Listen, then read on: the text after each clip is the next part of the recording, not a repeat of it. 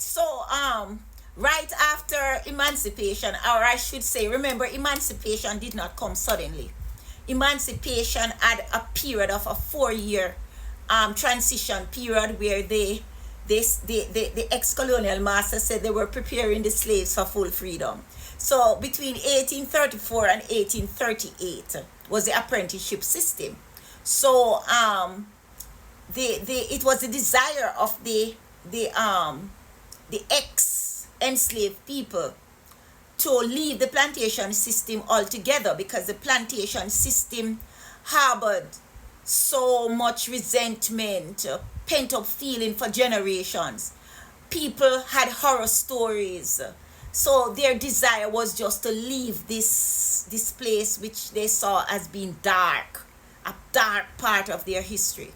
So, but where do you go when you have no land? So the formerly enslaved people depended on the missionaries. The missionaries from the non-conformist churches such as the Baptist Church, the Moravian Church, and the Methodist Church.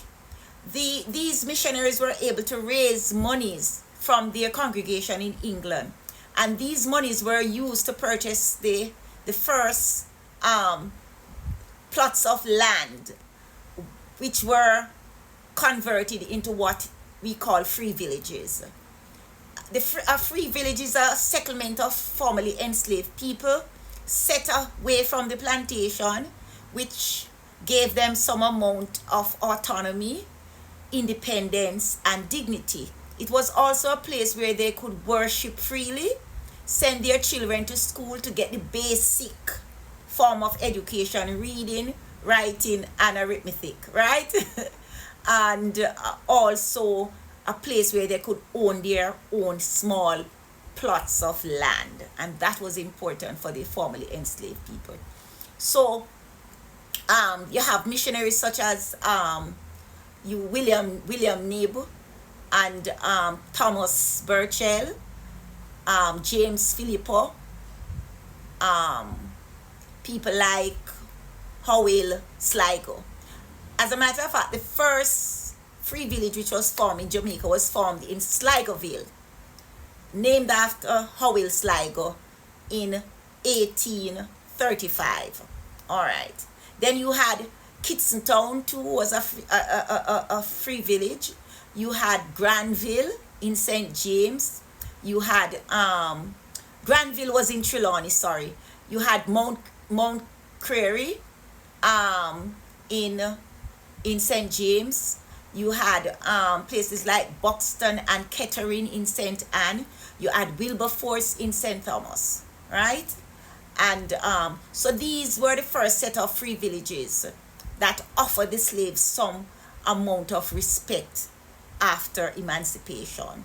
However, it is to be noted that these free villages were heavily sabotaged by the plantation system, by the colonial authorities and the planters. Why do I say so? There was a land denial and manipulation, for example. They did not sell land to the formerly enslaved people. They denied them the opportunity to own land, even if they had worked and saved and could purchase. They did not sell them. And the few who did sell, they made the price so high that it was not economical to purchase. And those are the realities. And also the colonial authorities would, whenever the free people were able to purchase lands with the aid of the missionaries, they either denied them title, or they purposefully did not properly register these lands. And so the formerly enslaved people who had plots of land, they were insecure in relation to their ownership of these lands. Also, there was a fair amount of economic sabotage by the system, the colonial system, because if you were denied work unemployment if you gave your address as a free village. And if the persons you are working with knew that you built your house in a free village, and you farm in a free village, you were denied employment. Those are the realities, right? When it comes to free villages.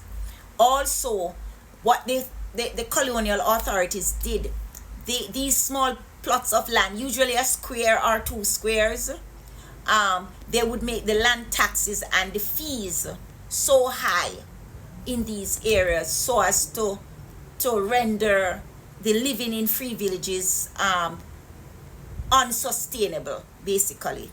Also, the legal and justice system was stacked against the formerly enslaved people, the freed people.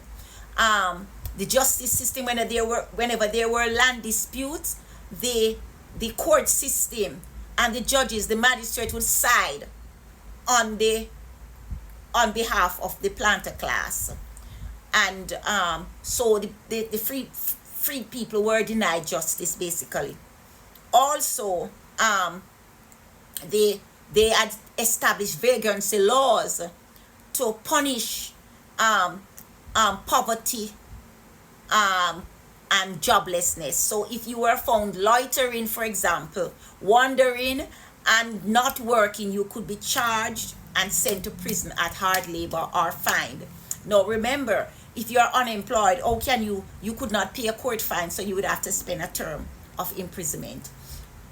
Also, if you were found sleeping outside or away from some registered residence that you could say is your home, you could also be sent to jail. So also, what frequently happened was that persons were deemed to be idle and disorderly. And once you were deemed by a constable to be idle and disorderly, you could be brought before the courts and sent to prison. So these are ways the system was stocked against the freed people. And in terms of infrastructure, there was infrastructure neglect in the free villages. There were no public works or public investment into these areas. So they had poor roads, they had no water catchment system, culverts were not paved, and so on and so forth. They just did not spend any money in these free villages. And so if the people have no road, even if they have had a little farm, it's difficult to carry their produce to market because they had nowhere to walk or to travel to get to the market. So this also hindered the development of the people. Also, the colonial authorities punished the freed people in terms of their culture and religion. They suppressed their religion and suppressed their culture. This is where the Obia Act came into being. The Obia Act came about as a consequence to suppress the religion of the freed people. And that is why, if you look, I have a video which argues against the continuation of the Obia Act, because the Obia Act tries to punish people for practicing their religion. All right. So there was cultural and religious suppression by the system. Also, there was political marginalization, where the freed people had no political representative, whether in the House of Representatives or in the parish council.